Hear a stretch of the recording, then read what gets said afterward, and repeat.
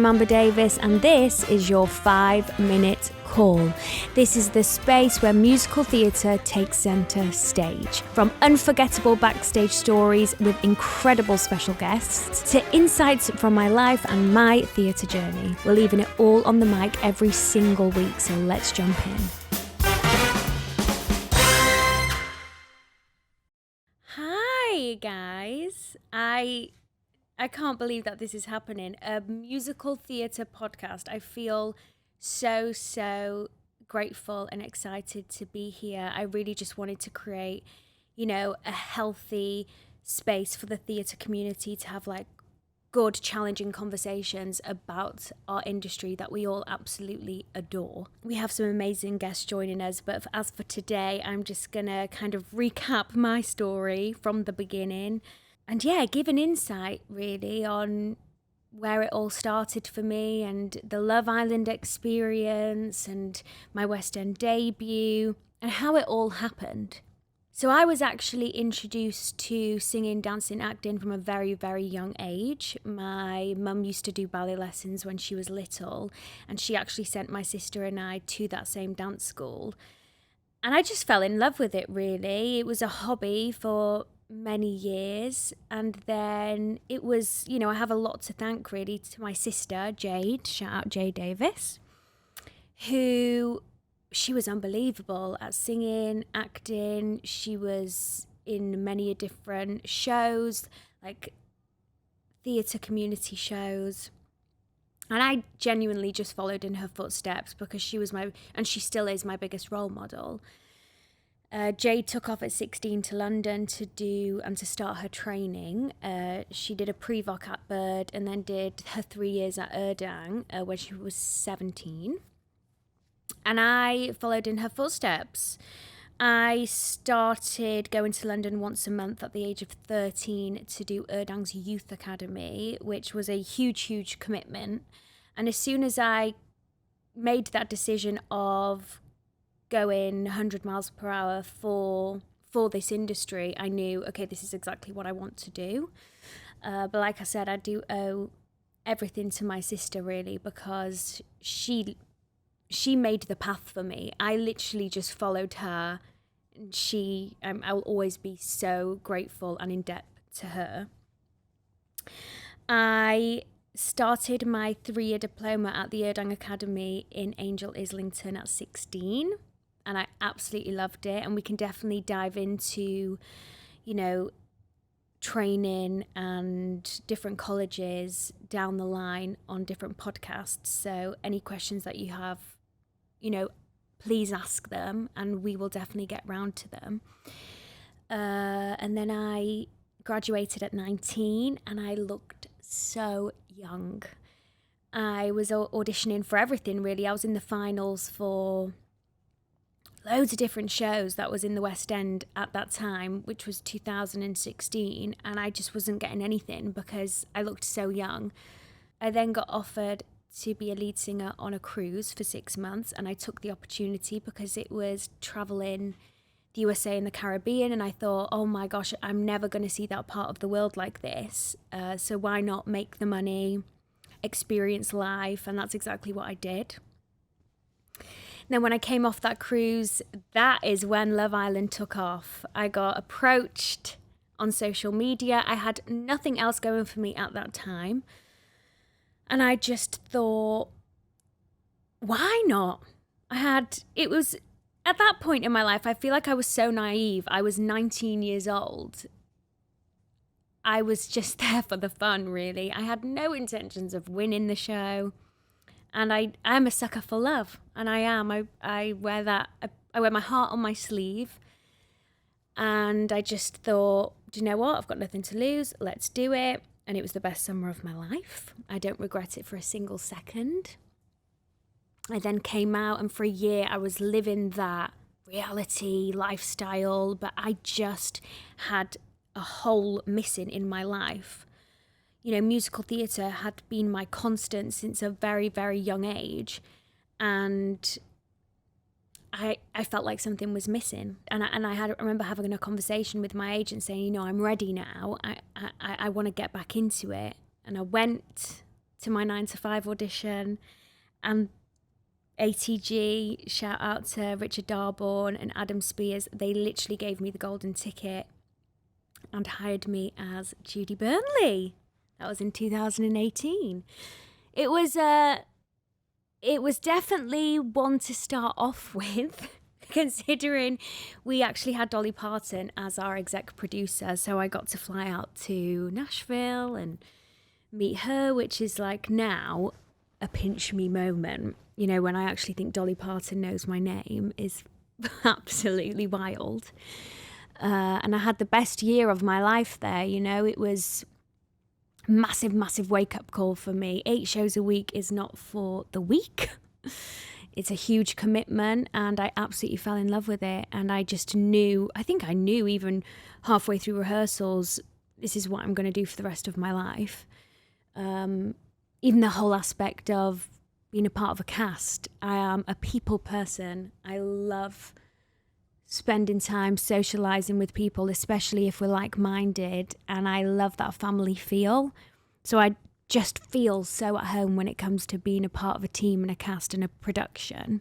Oh, and then we got hit by the pandemic, and I feel really lucky and grateful because I'd booked Campbell Davies, which is the lead girl in Bring It On, pre-pandemic, and I kind of had that role waiting for me at the end of COVID, and my stars really fell in line there because I had a goal and I had something to reach for and keep me going throughout the whole of the pandemic. And I genuinely know how lucky I was to be in that position because many of performers weren't. And like, you know, it just hit our industry so hard. So I count my blessings all the time that I got put in that situation. I then did Bring It On, and that was like a different kettle of fish altogether because it had the whole cheerleading element added to it. But I loved it. I really did. It was a challenge. I love to learn. I love to challenge myself and learn new skills. So that was, you know, that really boosted me and put fire in my belly. But we actually got cancelled early, 9 months early, which felt like worse than any heartbreak I've ever experienced. I think I cried more about that finishing than I ever did with any breakup in my life, which says a lot about me, really. I had a little bit of a quiet time after that, really, because I was just thrown back into audition season. And if you're a musical theatre performer, you know how intense those few months are.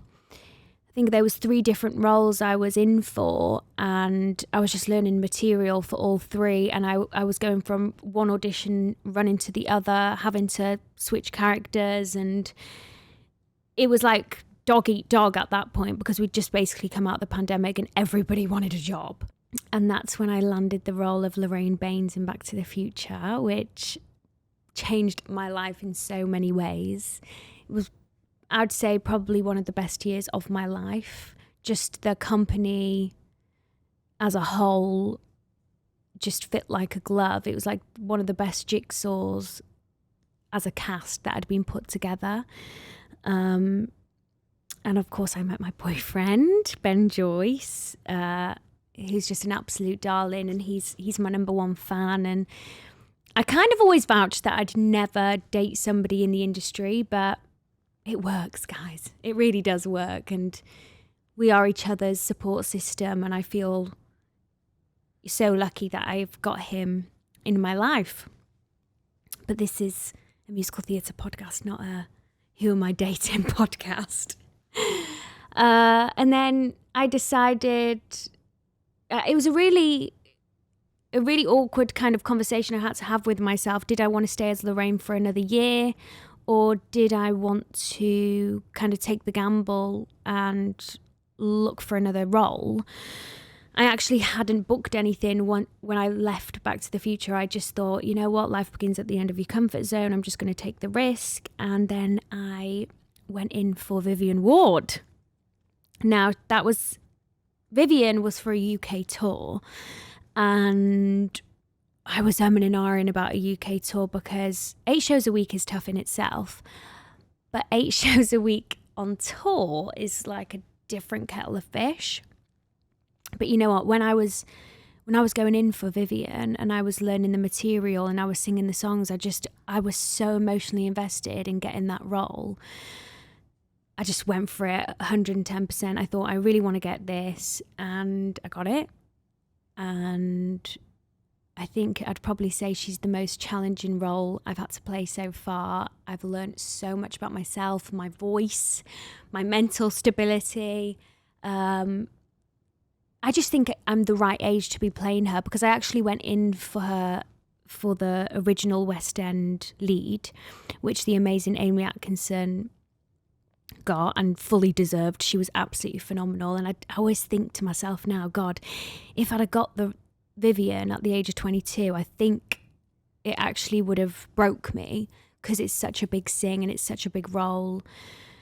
Now I feel like I'm so ready and I'm there and I've had enough experience. So yeah, that in short is where I'm at in my life. I feel so grateful. I still have so much to learn, and that's what I love about this podcast. We'll be having guests coming on. We can ask all the questions and just learn and grow with each other, because it's a hard industry. It's a real hard industry, mentally and physically. And I think there's one thing that everybody knows, is that our community, we have each other's backs, and I think we're like 1 in a million when it comes to supporting each other.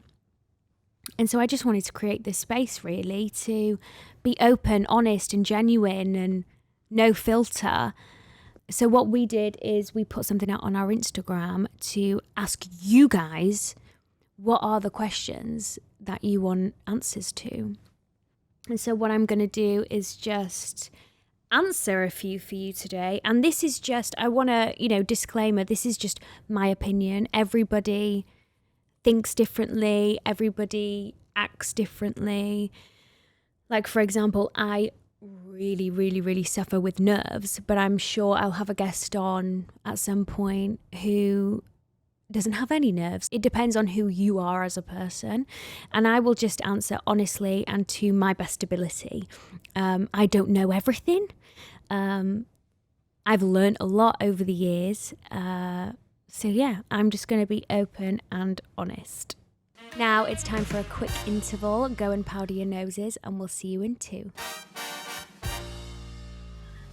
Hello and welcome back. Okay, first question is, how do you handle nerves, especially in auditions? This question jumped out to me because, guys, when I tell you, I am terrible when it comes to nerves. I'm a terrible auditionee as well. I feel like a vulnerable graduate all over again, especially when I walk into the room. Even though I've been on the West End, I've done a UK tour, I still feel like a vulnerable graduate going in. I'm not even joking. If I have an audition, I won't sleep for about a week before it, because I'm just overanalyzing. I mean, I have got much better with age and with experience, but it does still get the better of me. So what I do when it comes to auditions is I literally just try and be myself. When I walk in, I want them to feel like I'm their equal and I'm not just like meek and scared to be there. Like, I try and own it as much as I possibly can. And I know people have a preference. Do you want to sing first? Do you want to do the scenes first? I will always request to do the scenes first, because it will get me into character and it will just take the nerves away slightly. I also have a really bad habit of just talking at 100 miles an hour when I walk into an audition room, because I'm just like, oh my God, even if I don't sing well, maybe I'll win them over with my chat. I don't know why I go there, but I go there. And I always think, I'm going to try and make them laugh. But I feel like everyone tries to do that when they walk into an audition. It's like, I'm not auditioning for a comedy act, I'm auditioning for like Lorraine Baines. What I try and do, I think with experience is my breathing. I just deep breath and just think, you know what? Whatever happens, happens. I'm a firm believer that what's meant for you won't pass you by. And I've really stuck to that, because there's been times where I haven't booked jobs and I've really let it get the better of me. And then next thing you know, something's come up which pays twice as more, and it's a longer contract. And you think, that's why I didn't get that job, because this other thing was actually waiting for me. And I know sometimes it's really hard to stay in that, like, it's so hard to put yourself in that mindset when it's all going on. But if you can just mentally basically convince yourself that something better's coming, it will come. I promise you that. Next question is, what is your favourite role that you've ever played? This is a really difficult one for me, because the roles that I've played have been completely different, and they've challenged me in ways that the other one can't. For me, I'd probably say Vivian Ward is the most rewarding role, because I don't leave the stage for literally 2.5 hours, apart from the interval. Physically, it's intense. Vocally, it's pushed me to a different limit. And I kind of like that, I'm never comfortable in Viv. I'm always building and making her better. And I like that I'm growing as the contract's going along. So I'd probably say Vivian Ward. I mean, she was on my dream role list when I was younger. So, to tick that off has been, I'm really, really grateful to be doing that. Okay, this next question is more about the intensity of an 8-show week, because like I said before, it really isn't for the week. And the question is, how many days off do you get in a week? Every contract I've ever done, I have only had 1 day off a week. Now, there are times when it's tough and you just want that 2-day weekend, because by the time that you have that 1 day and you relax, you've kind of got to get back on that treadmill again. But you do get into the swing of it really, really quickly. And it just becomes your new normal. You just have to make sure you really do look after yourself. And a tip, this is a top tip, if you're about to go into a contract, you really need to be clever in how you request your holidays, where you put them during your, let's say, year contract, because that will really help you in the long run. I always kind of do a checklist of, okay, I'm going to do 2.5 months and then I'll take a 10-day holiday, and it'll be like a checkpoint for me. And that's how I work. And I always go into booking my holidays logically, so it breaks up the year, and then you just enjoy it a lot more. And we do get run down and you do have to take shows off, but if you can find a good routine and get those checkpoints, I really do find it actually does go a long way. Next question is, how did you find an agent? So I trained at Erdang. I started when I was 16 and I graduated when I was 19. In my 3rd year show, I actually did Campbell, and we did Bring It On, which is crazy because then I actually went to play her professionally. With your 3rd year shows, especially at Erdang, and I think it works very similarly across the board when it comes to musical theatre schools. We had agents invited and they watched us, and then you basically have a meeting with them after. And Curtis Brown came, watched the show, and I had a meeting with them and they picked me up, and they've literally represented me since I've been 19 years old. So we're coming up to 10 years of representation, and they literally deserve a medal. So I just want to say, big thank you to Alistair, Helen, Emma. They're my team over at Curtis Brown, and they have just been the most incredible support for me, especially after Love Island, and they've just believed in me since day one. So I've been very lucky. But honestly, guys, when it comes to agents, it's like finding a therapist. You just got to find an agency that works for you, that works with your style, that works with what shows do you want to go for, what characters do you want to play, do you want to do more television, do you want to do more plays? You know, there's so many incredible agencies out there. You just have to find the one that's right for you. Oh, this is a really interesting question, which I want to answer because I feel like it's a biggie. And that is, how do you deal with coming to the end of a contract and not having anything else lined up? Now, my motto in life is life starts at the end of your comfort zone. Now, for example, I could have stayed as Lorraine Baines in Back to the Future for, let's say, another year. So I would have done a 2-year contract, could have stayed in it for another year after that, 3 years. But I kind of made a deal with myself when I graduated that I wouldn't do a contract for longer than a year because I want to experience as many roles as I possibly can. So that's the deal that I made with myself.